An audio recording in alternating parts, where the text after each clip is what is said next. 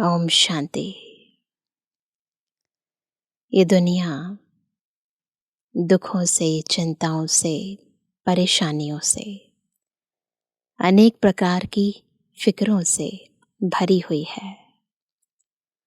कोई भी ऐसा मनुष्य नहीं है, छोटा है या बड़ा, बूढ़ा है, काम है या नहीं है कोई काम, पर कोई ना कोई चिंता लेकर अपने जीवन में बैठा हुआ है। परंतु शिव बाबा जब इस सृष्टि पर आते हैं तो हमारे सारे बोझ, सारी चिंताएं, सारी फिक्रातें ले लेते हैं। हमें सब फिक्रों से फारिग कर देते हैं। इतना हल्का कर देते हैं कि मनुष्य आत्मा न देह के बोझ तले दबी रहती है, न देह के संबंधों के, न कर्मों के। इतनी हल्की हो जाती है जो फरिश्ता बन जाती है। तो ऐसा बाबा जो हमें ब्राह्मण से फरिश्ता, फरिश्ता से देवता बनाता है, जो चिंताओं की दुनिया में हमें निश्चिंत बनाता है, ऐसा बाबा, उसके बनाने की विधि ये ईश्वरीय ज्ञान है, जिस ज्ञान की भर भर कर थालियां बाबा हमें रोज देते हैं।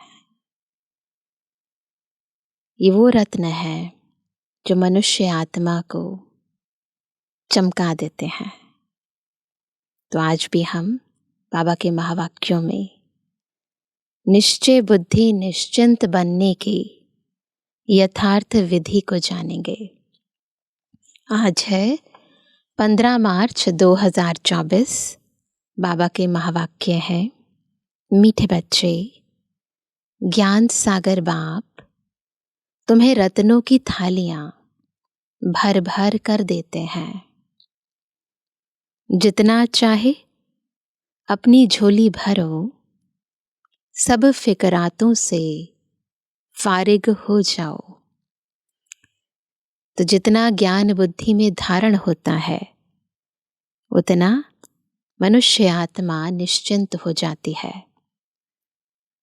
जब तक वो ये समझती है कि मैं देह हूं, तो हर बोझ उसे अपना लगता है।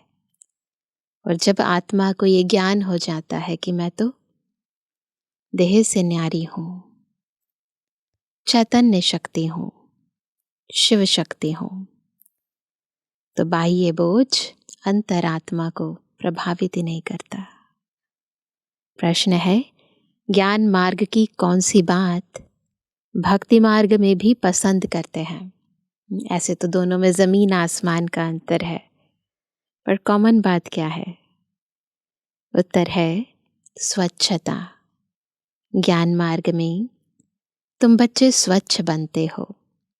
बाप तुम्हारे मैले कपड़ों को स्वच्छ बनाने आए हैं। आत्मा जब स्वच्छ अर्थात पावन बन जाती है, तब घर में जाने के, उड़ने के पंख लग जाते हैं। भक्ति में भी स्वच्छता को बहुत पसंद करते हैं। स्वच्छ बनने के लिए गंगा में जाकर स्नान करते, लेकिन पानी से आत्मा स्वच्छ नहीं बन सकती।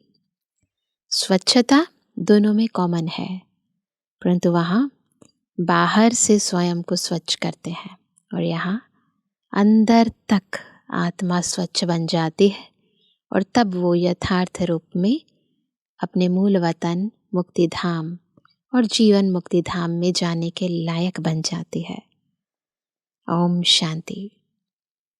मीठे मीठे बच्चे, तुम्हें याद की यात्रा को भूलना नहीं है। सुबह को जैसे यह प्रैक्टिस करते हो, उसमें वाणी नहीं चलती है, क्योंकि वह है निर्वाण धाम में जाने की युक्ति। बिल्कुल अमृत वेले, पिन ड्रॉप साइलेंस में। पावन बनने के सिवाय तुम बच्चे जा नहीं सकते। उड़ नहीं सकते। यह भी समझते हो, सतयुग जब होता है तो कितनी ढेर आत्माएं उड़कर जाती हैं। अभी तो कितनी करोड़ आत्माएं हैं। वहां सतयुग में जाकर कुछ लाख बचेंगे, बाकी सब उड़ जाते हैं। कहाँ चले जाते हैं? अपने घर। जरूर कोई तो आकर पंख देते हैं ना। कहाँ तो आत्मा जन्म पुनर्जन्म के बंधन में ऐसी बंधी हुई थी ना कि उसको ही पता नहीं था कि वो जाल में फंसी है ना। इतना जैसे दलदल में इंसान फंस जाता है, निकलने का संकल्प ही नहीं आता। और कहाँ बाबा इतना हल्का बना देता है कि आत्मा सीधा उड़कर मूल वतन परे ते परे परम धाम चली जाती है। इस याद की यात्रा से ही आत्मा पवित्र हो जाती है। इनके सिवाय और कोई उपाय है नहीं पावन होने का।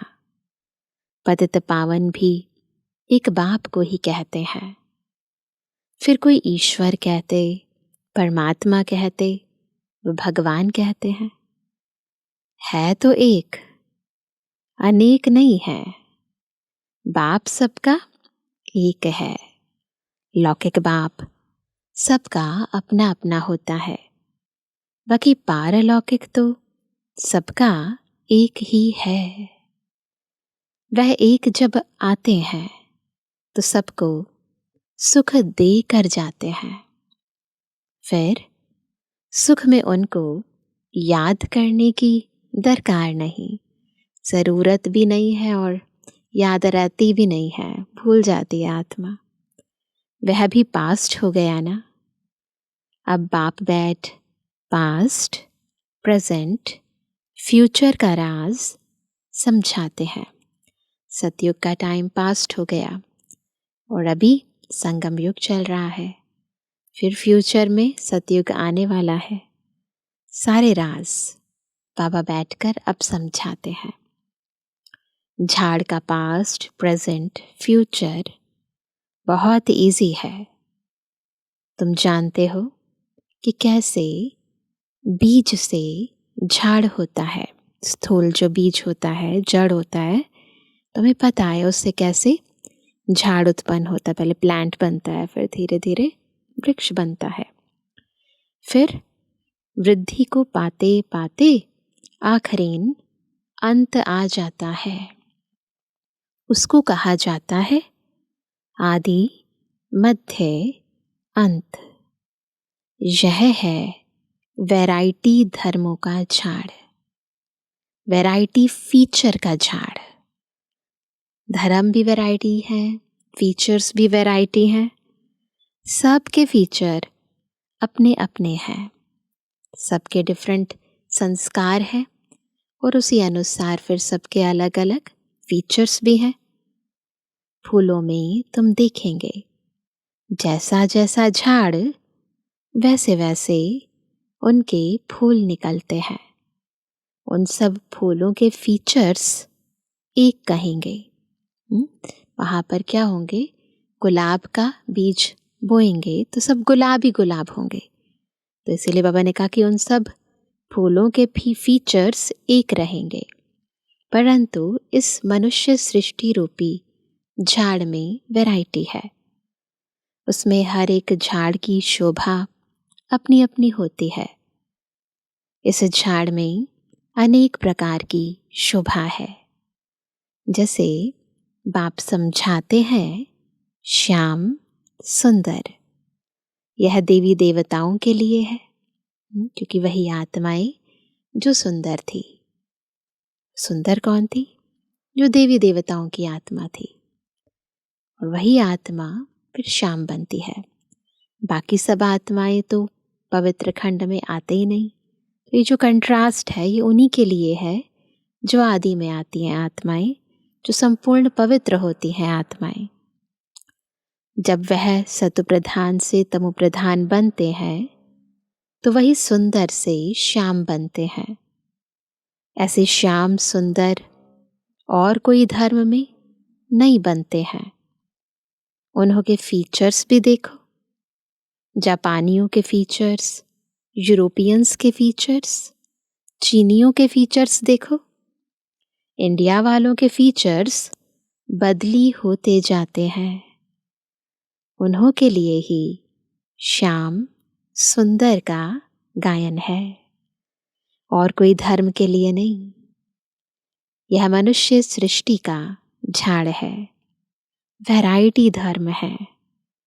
वह सब नंबरवार कैसे आते हैं, यह नॉलेज तुम बच्चों को अभी मिलती है, और कोई यह बात समझा ना सके। यह कल्प है 5000 वर्ष का, इसको वृक्ष कहो या दुनिया कहो। आधा में है भक्ति, जिसको रावण राज्य कहा जाता है। 5 विकारों का राज्य चलता है। काम चिता पर चढ़कर पतित सांवरे बन जाते हैं।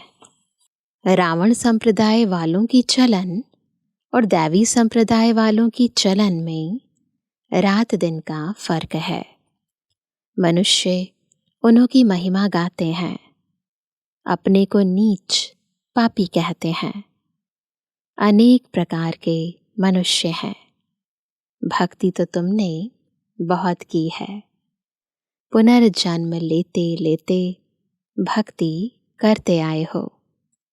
पहले होती है अव्यभिचारी भक्ति, एक की भक्ति। एक की भक्ति पहले पहले शुरू करते हैं, फिर व्यभिचारी हो जाती है, अनेकों की भक्ति करने लगते हैं। अंत में फिर बिल्कुल ही व्यभिचारी बन जाते हैं। पहले तो केवल शिव बाबा की भक्ति करते हैं, फिर देवी देवताओं की भी करते हैं, फिर बहुत सारी चीज़ों की करने लगते हैं। पंच तत्वों की भी पूजा करने लगते हैं, सूर्य की भी पूजा करने लगते हैं, चंद्रमा की भी पूजा करने लगते हैं, टिवाटों की भी पूजा करते हैं, पेड़ की भी पूजा करते हैं, और फिर मनुष्य आत्माओं की भी पूजा करते हैं। तो बाबा कहते हैं अंत में फिर बिल्कुल ही व्यभिचारी बन जाते हैं। तब बाप आकर अव्यभिचारी ज्ञान देते हैं, जिस ज्ञान से सद्गति होती है। इसका जब तक पता नहीं है तो भक्ति के ही घमंड में रहते हैं। यह पता नहीं है कि ज्ञान का सागर एक ही परमात्मा है। भक्ति में कितने वेद शास्त्र याद कर ज़बानी भी सुनाते हैं, रट लेते हैं अच्छी तरह। यह सब है भक्ति का विस्तार, भक्ति की शोभा है। ये शास्त्र सुनना, सुनाना, भजन कीर्तन करना सब भक्ति की शोभा है। बाप कहते हैं यह मृग तृष्णा समान शोभा है।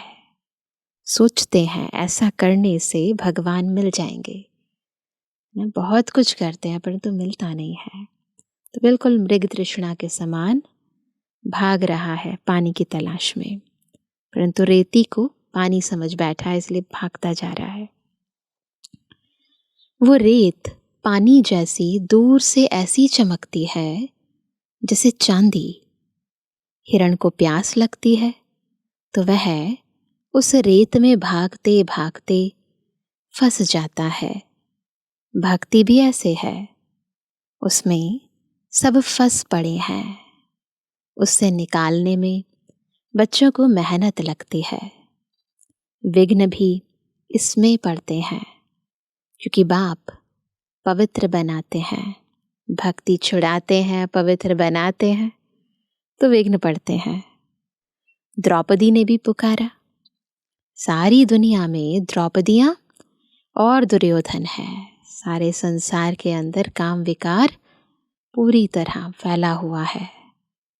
और फिर ऐसे भी कहेंगे कि तुम सब पार्वतियां हो जो अमर कथा सुन रही हो।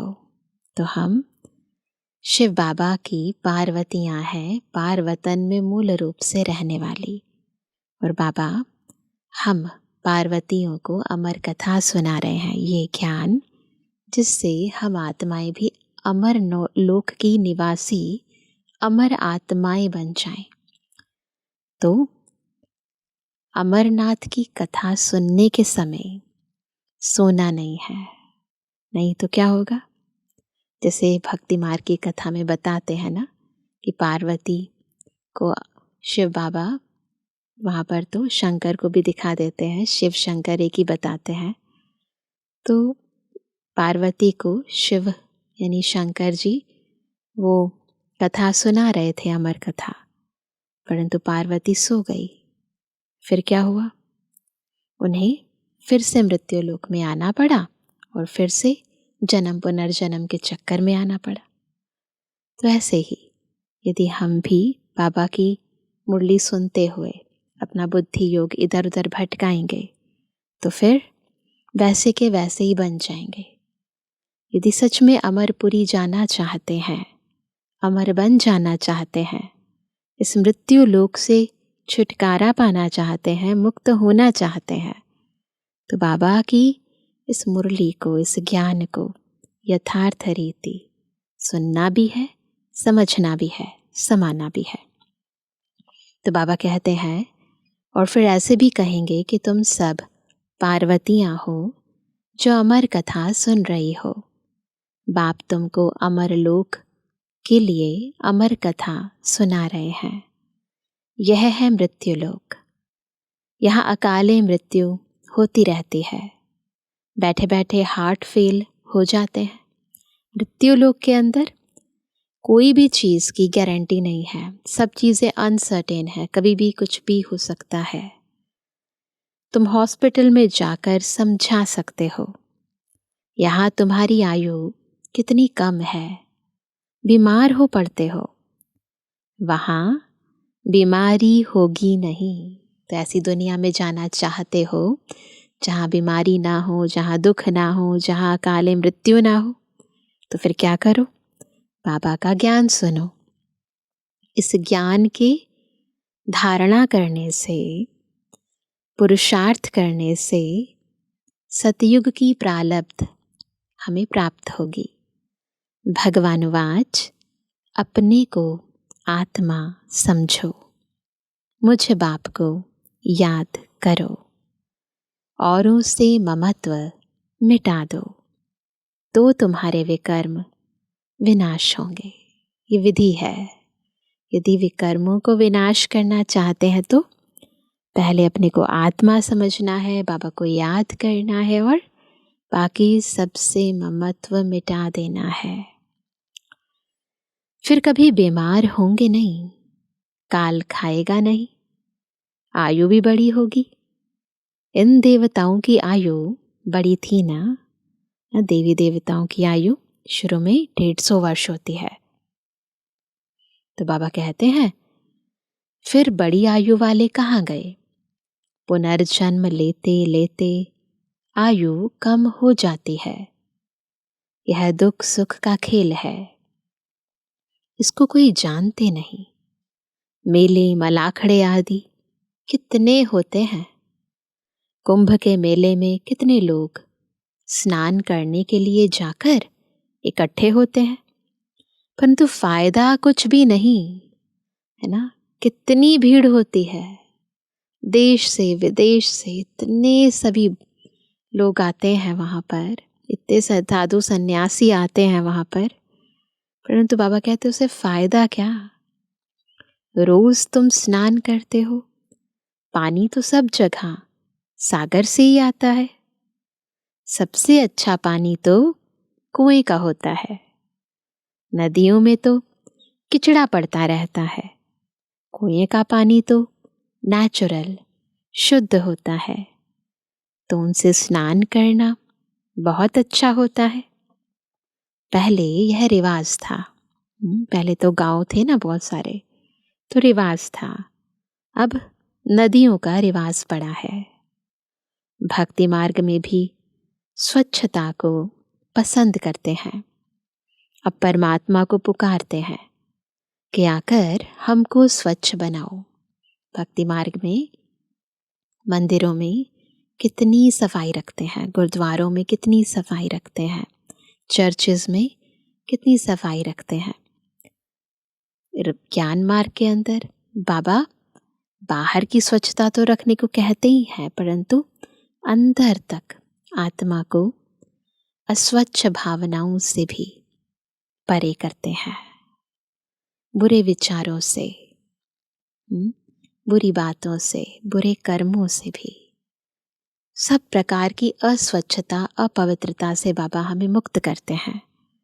तो बाबा कहते हैं कि अब परमात्मा को पुकारते हैं कि आकर हमको स्वच्छ बनाओ।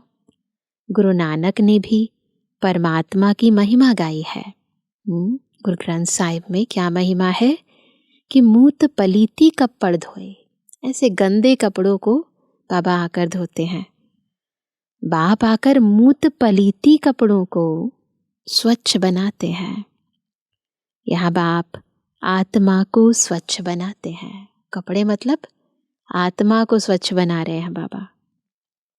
वो लोग आत्मा को निर्लेप समझते हैं। तो समझते हैं कि आत्मा के ऊपर कोई लेप नहीं लगता, वो तो सदा ही प्योर है। शरीर पर लेप छेप लगता है, इसलिए शरीर को धोते रहते हैं। परंतु फिर खुद ही कहते हैं पाप आत्मा, पुण्य आत्मा, ना। तो अगर लेप छेप नहीं लगता तो कोई पाप आत्मा क्यों और कोई पुण्य आत्मा क्यों? तो समझते नहीं है ना। बाप कहते हैं यह है ही रावण राज्य, सृष्टि की उतरती कला है। गायन भी है। क्या गायन है इस पर? चढ़ती कला तेरे भाने सर्व का भला, ना। ये भी गुरु ग्रंथ साहिब में ये शब्द हैं, सर्व की सदगति हो जाती है। हे बाबा, आपके द्वारा सबका भला हो जाता है। तो बाबा हमारी चढ़ती कला करते हैं, उसी बहाने सारी दुनिया की सर्व आत्माओं की चढ़ती कला हो जाती है, सबका भला हो जाता है। हम सदगति में चले जाते हैं, वो गति में चले जाते हैं। सतयुग में सबका भला होता है, वहाँ सब शांति में है, एक ही राज्य है उस समय, और सब शांति धाम में रहते हैं। अब यह लोग माथा मारते हैं कि विश्व में शांति हो, उसके लिए कितना कुछ करते रहते हैं, बुद्धि लगाते ही रहते हैं। उनसे पूछो, आगे कभी विश्व में शांति थी जो अब फिर मांग रहे हो?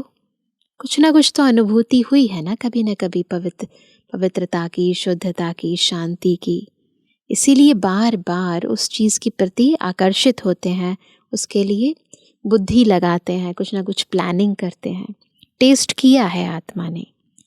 तो बाबा कहते हैं कि वो फिर कह देते हैं अभी कलयुग में 40,000 वर्ष और पड़े हैं। मनुष्य घोर अंधियारे में है। कहाँ 5,000 वर्ष का सारा कल्प, कहाँ एक कलयुग के ही 40,000 वर्ष बचे हुए बताते हैं। अनेक मतें हैं, तो शास्त्रों में तो अनेक प्रकार की मतें लिखती हैं। बाप आकर सच बताते हैं। क्या बताते हैं? कि जन्म भी 84 ही है। लाखों वर्ष हो फिर तो मनुष्य जानवर आदि भी बन सकते हैं, परंतु कायदा ही नहीं है। 84 जन्म मनुष्य का ही लेते हैं। उसका हिसाब किताब भी बाप बतलाते हैं। बाबा पूरा हिसाब किताब बताते हैं। पहला जन्म, दूसरा जन्म, तीसरा जन्म, पूरे 84 जन्मों में हमने किन किन वर्णों से हम पास हुए हैं, किन किन युगों से हम पास हुए हैं, कैसे कैसे जन्म लिए हैं, आत्मा की क्वालिटी क्या रही है, सब डिटेल में बाबा बताते हैं। तो बाबा कहते हैं कि यह नॉलेज तुम बच्चों को धारण करनी है। ऋषि मुनि तो नेति नेति करके गए हैं कि हम नहीं जानते हैं, अर्थात हम नहीं जानते हैं तो नास्तिक ठहरे। जरूर कोई आस्तिक होंगे, अगर वो नहीं जानते तो कोई तो होंगे जिन्हें पता होगा। आस्तिक हैं देवी देवताएं। देवताएं क्या है? आस्तिक। नास्तिक है रावण राज्य में। ज्ञान से तुम आस्तिक बनते हो, फिर 21 जन्मों का वर्षा मिल जाता है। फिर ज्ञान की दरकार नहीं रहती है। इसमें जितना जो पढ़ेंगे उतना ऊंच पद पाएंगे। बस जितना और उतना है। पद ऊंचा पाना है तो पढ़ना है। पढ़ेंगे लिखेंगे होंगे विश्व के मालिक, नहीं तो कम पद। उस पढ़ाई में भी होता है, इस पढ़ाई में भी सेम बात है। पढ़ेंगे लिखेंगे बनेंगे नवाब, और खेलेंगे कूदेंगे तो होंगे खराब। तो यहाँ भी ऐसे ही है, पढ़ेंगे लिखेंगे तो विश्व के मालिक बनेंगे, नहीं तो पद कम हो जाएगा। परंतु वह राजाई है सुख की, यहाँ है दुख की। आस्तिक बने हैं तो सुख की राजाई करते हैं, फिर रावण आने से नास्तिक बनते हैं तो दुख होता है। भूल जाते हैं सब कुछ, खुद को भी बाबा को भी, तो दुख होता है। भारत जब सॉल्वेंट था तो अथाह धन था। सोमनाथ का मंदिर कितना भारी बनाया हुआ है। मंदिर बनाने के लिए इतने पैसे थे तो खुद के पास कितने पैसे होंगे, है ना? सोचने का विषय है। मंदिर बनाने के लिए जब इतने पैसे थे तो खुद के पास कितने होंगे। यह इतने पैसे कहाँ से मिले? शास्त्रों में लिखा है। शास्त्रों में क्या गायन इस पर? सागर ने थालियां भर भर कर दी। सगर राजा की कहानियां बताते हैं। उसने अपने बच्चों को थालियां भर भर कर दी। अब ज्ञान सागर तुमको रत्नों की थालियां भर भर कर देते हैं। कौन से रत्न है? ज्ञान रत्न। तो अभी शिव बाबा ज्ञान सागर तुम्हें रत्नों की थालियां भर कर देते हैं। अब तुम्हारी झोली भर रही है। ये सारा कार्य सूक्ष्म रीति हो रहा है। बाबा हम पर ये ज्ञान रत्न लुटाते जा रहे हैं। हम आत्माएं अपनी बुद्धि रूपी झोली भरती जा रही हैं। ऑटोमेटिकली आत्मा भरपूर होती जा रही है, बुद्धि पावरफुल बनती जा रही है, लेती जा रही है। ज्ञान शक्तियाँ गुण भरते ही जा रहे हैं, संपन्न बनती जा रही है। तो ये सब चीज़ें दिखाई नहीं दे रही, पर अंदर तक आत्मा फुल होती जा रही है। तो बाबा कह रहे हैं कि अब तुम्हारी झोली भर रही है। वो शंकर के आगे जाकर कहते हैं भर दो झोली। बाप को जानते नहीं है, है ना? शंकर जी की मूर्ति के आगे कहते हैं हे शिव भोला भंडारी भर दे झोली। तो बाबा कहते हैं कि अब तुम जानते हो बाप हमारी झोली भर रहे हैं। जितना जिसको चाहिए सो भरे। जितना अच्छी रीति पढ़ेंगे उतना स्कॉलरशिप मिलेगी। चाहिए सबको स्कॉलरशिप, तो अच्छी रीति पढ़ना पड़ेगा। चाहे तो ऊंच ते ऊंच डबल सिरताज बनो, चाहे गरीब प्रजा व दास दासी, चॉइस आपके सामने है। बहुत हैं जो फारकती भी दे देते हैं, यह भी ड्रामा में नोंद है। बाप कहते हैं मुझे कोई फिक्र नहीं। आते हैं बच्चे जाते हैं बच्चे, बाबा कोई टेंशन नहीं लेते, क्योंकि बाबा को पता है हर एक आत्मा का अपना अपना पार्ट है।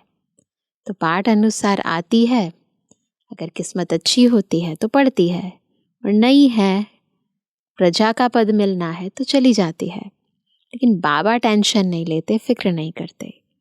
मैं तो फिक्र से फारिग हूं, तुमको भी बना रहा हूं।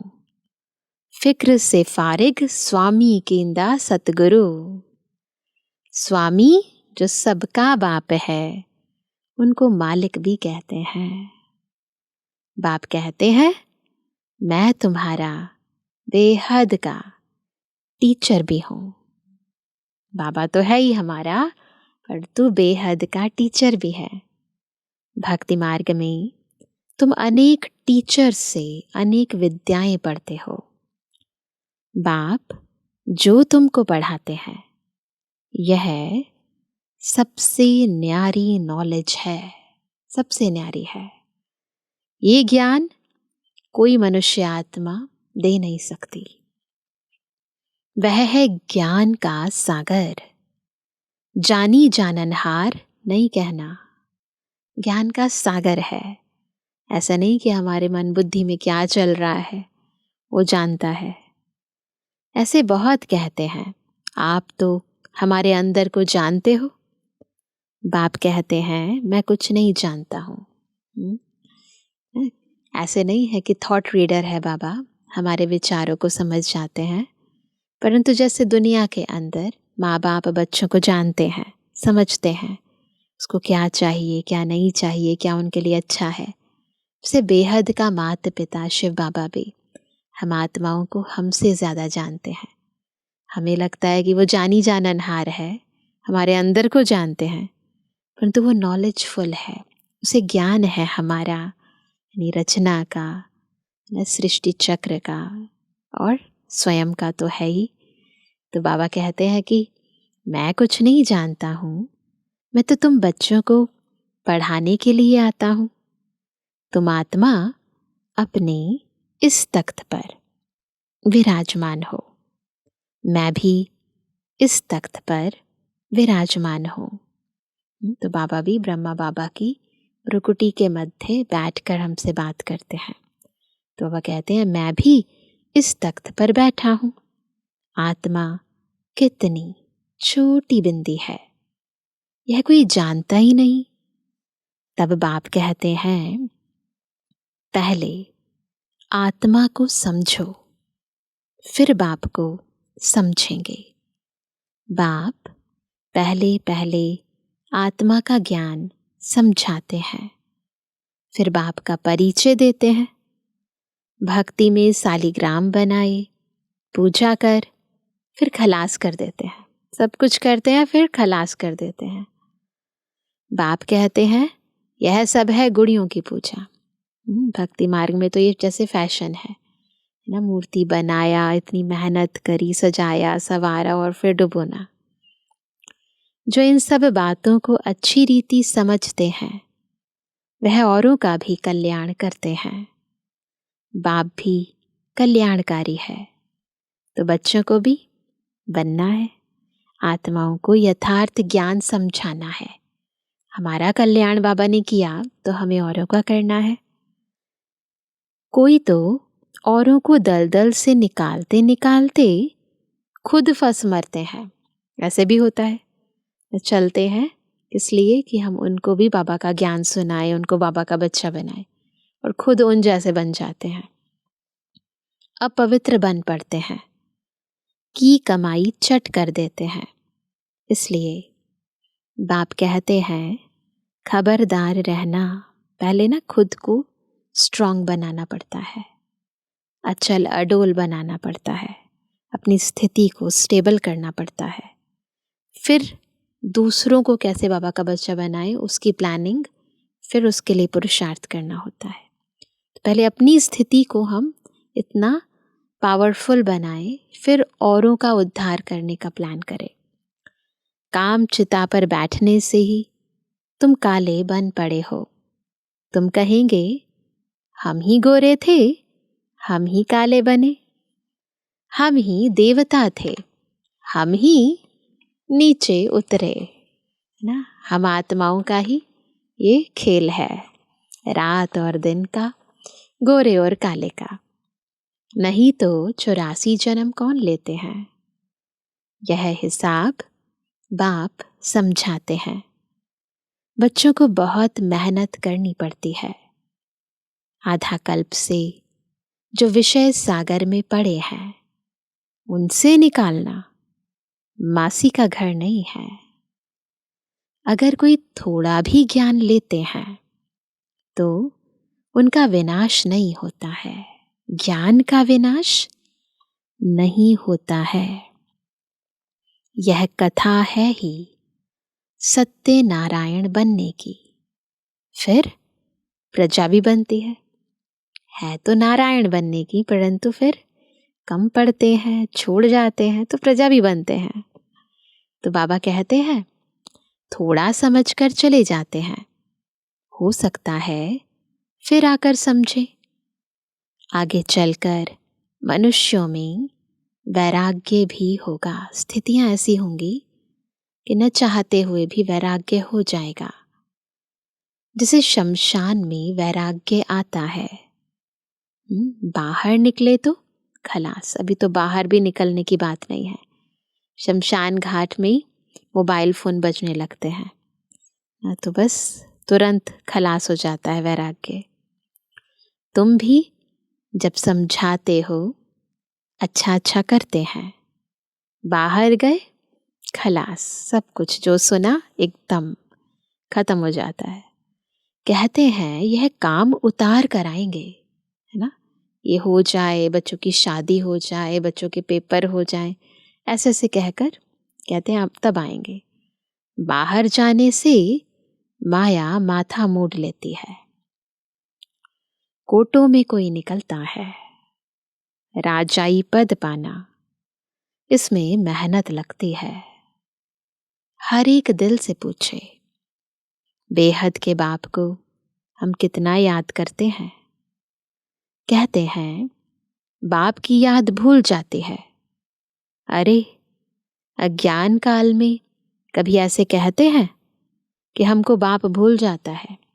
देह के पिता नहीं भूलते और परम पिता भूल जाते हैं।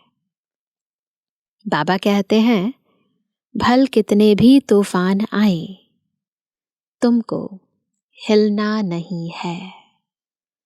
तूफान आएगा, सिर्फ कर्म इंद्रियों से कर्म नहीं करना। कहते हैं बाबा माया ने जादू लगा दिया।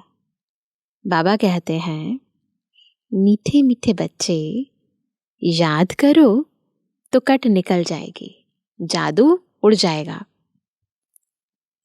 क्या करेंगे? बाबा को याद करेंगे।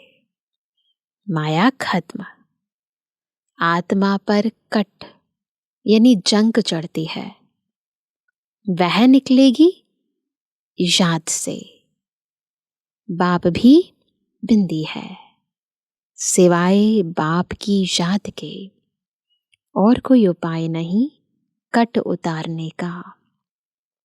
आत्मा को पवित्र बनाना है तो बस एक ही तरीका है, शिव बाबा की याद। अच्छा, मीठे मीठे स्वर से ए बुलाज्ञाकारी बच्चों पर माता पिता बाप दादा का याद। Good morning. रूहानी बच्चों की रूहानी बाप दादा को गुड मॉर्निंग, नमस्ते नमस्ते नमस्ते। धारणा के लिए मुख्य सार। पहला, कल्याणकारी बाप के हम बच्चे हैं, इसलिए अपना और सर्व का कल्याण करना है। कोई ऐसा कर्म ना हो जो की कमाई खत्म हो जाए, इसमें खबरदार रहना है। सेकंड पॉइंट, पढ़ाई अच्छी तरह से पढ़कर ज्ञान रत्नों से अपनी झोली भरपूर करनी है। स्कॉलरशिप लेने का पुरुषार्थ करना है। बाप समान फिक्र से फारिग निश्चिंत रहना है। वरदान है महसूसता शक्ति द्वारा पुराने स्वभाव संस्कार से न्यारा बनने वाले माया जीत भवा। माया जीत कैसे बनेंगे? जब महसूसता की शक्ति से पुराने स्वभाव और संस्कारों से न्यारे बनेंगे। इस पुरानी देह के स्वभाव और संस्कार बहुत कड़े हैं, जो माया जीत बनने में बड़ा विघ्न रूप बनते हैं। दूसरे लोग विघ्न नहीं है माया जीत बनने में, मेरे अपने पुराने संस्कार और स्वभाव ही सबसे बड़े शत्रु हैं। स्वभाव संस्कार रूपी सांप खत्म भी हो जाता है, लेकिन लकीर रह जाती है, जो समय आने पर बार बार धोखा दे देती है। योग लगाते हैं, स्वभाव संस्कार को चेंज करते हैं, फिर भी यदि थोड़ी सी लकीर रह गई ना, तो वो भी बार बार धोखा देती है।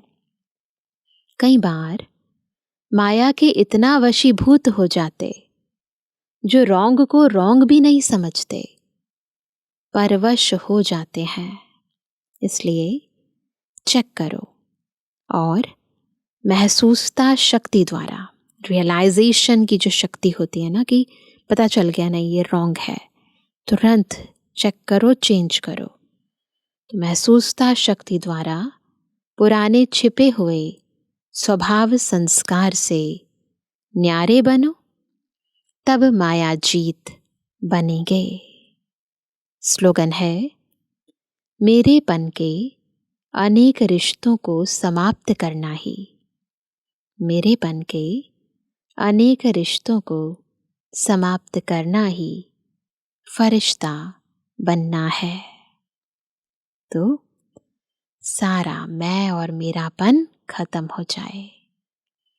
ये मैं और मेरापन धरती के गुरुत्वाकर्षण की तरह है जो खींच लेता है।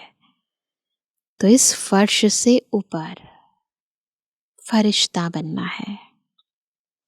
तो आज विशेष क्या होमवर्क करेंगे? अपने भीतर चेकिंग करेंगे। पुराने स्वभाव और संस्कार कौन से हैं जो मुझे आगे बढ़ने नहीं देते? पता है गलत है, उसके बाद भी मैं कर लेता हूँ, वैसे बोल देता हूँ। उनको महीनता से चेक करेंगे। वाणी को, कर्मों को और संकल्पों को चेक करेंगे कि ये श्रीमत प्रमाण है। पहले महसूसता की शक्ति को बढ़ाएंगे, उसके बाद नोट करेंगे और फिर उन्हें धीरे धीरे करके चेक करके चेंज करते जाएंगे। मेरा लक्ष्य क्या है और इस समय मेरी स्थिति क्या है? जब पता चलेगा तो ऑटोमेटिकली आत्मा उसको छोड़ेगी और दिव्य गुणों को धारण करेगी। तो अपनी चेकिंग करेंगे और चेंज करेंगे आज। अच्छा, ओम शांति।